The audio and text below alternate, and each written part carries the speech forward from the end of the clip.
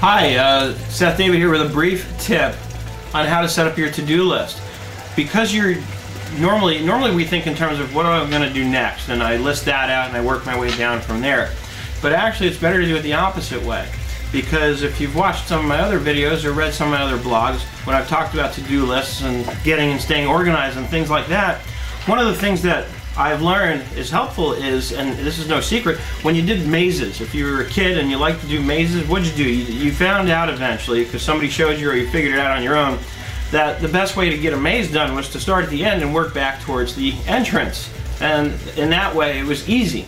Well, getting things done works kind of the same way. Life is like this big maze, and you want to start at the end. And the end in this case is what you want it to look like. That's the beauty of visualization, is I can look and think, what do I want today to look like at the end of today? What do I want to be able to do when I'm sitting about to lay down and go to sleep for the night? What do I want to be able to say I got done today? And so what I'm getting at is, when I do the to-do list, I actually want to work backwards.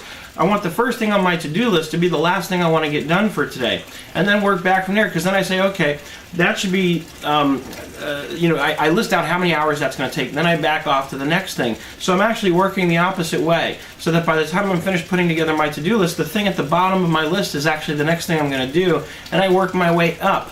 And that way I can, what I do then is I go into Outlook, and I have tasks with reminders popping up at the appropriate times to let me know it's time to move on to the next task. Sometimes I do it that structured, and it seems anal, but the reality is it doesn't take a whole lot of time to set that up, and it helps me stay focused, it helps me get things accomplished, and at the end of the day, I feel a lot better. So you want to talk about being motivated and being inspired? Imagine ending every single day with the feeling of knowing I got accomplished everything I wanted to today, and maybe even more.